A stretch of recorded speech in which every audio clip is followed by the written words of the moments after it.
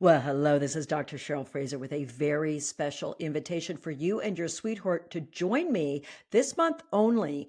April 13th, I'm offering a free 3-hour workshop on Zoom for you and your sweetheart to reboot your relationship. There'll be a workbook. You'll get to work with me. My husband might do a drive-by.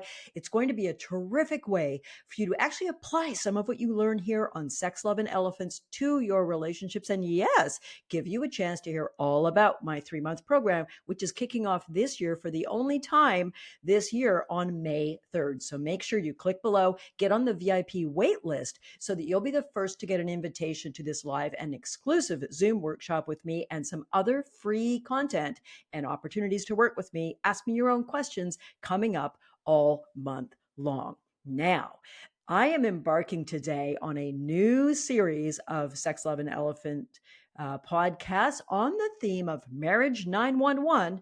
What's your emergency? So, in this series of podcasts, you're going to hear short, intense teachings on some of the biggest pain points couples ever run into, which include being on the edge of divorce, struggling with verbal abuse, recovering or attempting to recover from an affair, feeling simply bored, complacent, and that I love you, but I'm not in love with you anymore feeling, and so many more really difficult pain points. Let's keep it real. I am not a rah-rah kind of teacher. I'm deeply trained, and I know that every relationship, including my own, with my own precious partner, run into some big obstacles. It's who we are and what we do together to surmount those obstacles that I'm addressing this month, a very exciting month where I get to meet a bunch of you live. I can hardly wait. So our second topic in Marriage 911, what's your emergency, is verbal abuse. Ignore this at your peril. Let's go. Verbal abuse can destroy your relationship.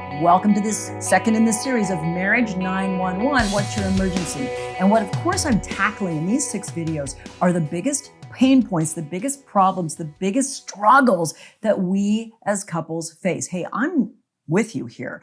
I'm in a great marriage with a great man, and we still struggle at times. So let's get really real about the prevalence and intensity of verbal abuse in way too many relationships. Well, Dr. Cheryl, how are you defining verbal abuse? That's a fair question. I'm talking about everything from overt, yelling, screaming swear words, super nasty things, critical, contemptuous. You're such a loser. I don't even know why I married you. Why am I even in this relationship? I can't do this anymore. Threats, ultimatums about the relationship, like I just mimicked. I can't do this anymore. I'm out of here. I want a divorce. No one could live with you. These are obvious signs of verbal abuse, and it's what happens when we're flooded. Flooded is a shorthand term that means diffuse physiological arousal, or DPA. What it means is you're super freaking upset. And when we're in that elevated state, a lot of biochemical changes happen. You can learn about it another time that lead us to be irrational. You know this if you've ever had a flooded argument, even if you don't resort to overt verbal abuse, like yelling, swearing, saying super cruel things, threatening to break up. You know that you have said irrational things. It's not entirely your fault. When we are dysregulated in that way, when we're flooded, we are not rational, and we can go down the spiral, death dark rabbit hole into rehashing every old wound and never seeming to get out of that same repeating argument. But verbal abuse can be a lot trickier than those obvious ones. So those of you watching right now that are thinking, thankfully, we don't tend to go there even when we're really upset. Your forms of verbal abuse, or shall I say verbal unhelpful behavior, might be bickering. It might be little points of criticism where you're a person, and I can sometimes do this. I have to really watch out for this because I'm a bit of a control freak and a perfectionist, is that I can point out to my sweetheart, oh, could you do that differently? Or, oh, there's a better way to do that. Or thanks for that, but. And I have to really watch for that because that's not a loving act when you're doing it habitually. Or your types of unhelpful, unkind speech might simply be shutting up all the time. And what I mean by that is not participating. Your partner shares something with you. You're sitting, I don't know, reading something on your device probably, and they say, hey, something really cool happened at work today. It sounds like I'm going to get that promotion. And you go, huh? And you keep on with your device. I can hear you screaming. I can hear you screaming right now, people. That's not abuse. Well, not in a technical way, for sure, but go with the theme here. What are the ways we communicate or don't communicate in ways that are overtly harmful, yelling, screaming, threatening, or subtly harmful? Checking out, not acknowledging wins, not doing what some theorists call responding to bids for attention, which is a lovely way to put it. Are you someone who avoids conflict to the point where you don't talk about tough stuff?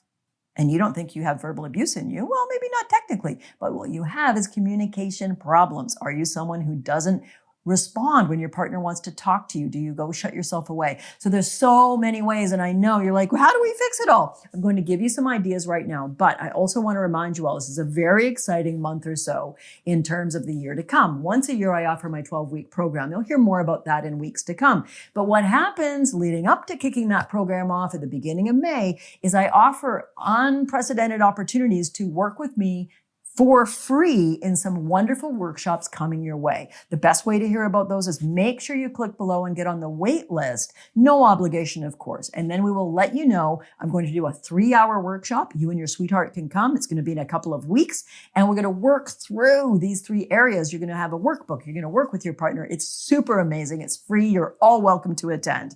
But in order to get the registration link, get on the VIP wait list so we can send you that. And if you don't want to come, no problem. There'll be some other free classes with me coming, chances to jump on a Zoom with me and ask me your questions, etc. So get on that and you'll hear about it. And of course, you'll hear about the course when it kicks off towards the end of this month. Okay. So what can we do, Cheryl, about our verbal abuse or our unhelpful communication styles or the ways we let each other down? First of all, you need to learn, and this is hard.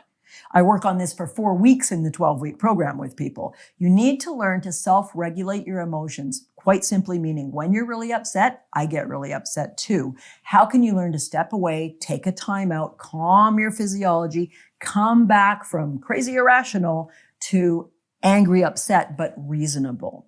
Secondly, you need to learn on a daily basis. This is like an antidote to the poison of nasty speech, is to learn how to be kind in your speech. And I fail at this too. I can come across as irritable, snappy. It's something that's my life's work to keep working on. But when I'm really being mindful and aware, I'm really careful to do what I call be kind to your friend. Let me repeat that. Be kind to your friend, to your loved one, to your beloved. Instead of saying, hurry up, we're late, you say, honey, I'm a bit worried. Come on, let's go. Don't want to be late. You can change your tone. You can change your words. The final thing I'll say for today about dealing with verbal abuse or crappy communication styles or not communicating at all is to learn to own and apologize. And very simply, everybody, it's really healing. When we mess up, we say something snappy or worse, to say, look, I'm really sorry, that was not cool. I own that. That really can change the tone between the two of you and let you move back into harmony. Don't take my word for it. One of the couples who took my program about 6 months ago, Lisa and Cam, they talk in their testimonial about how they had some really nasty arguments, saying unkind things, but more elevated, angry, yelling, and it was really harming their relationship and really getting in the way of the beautiful love and connection they usually felt.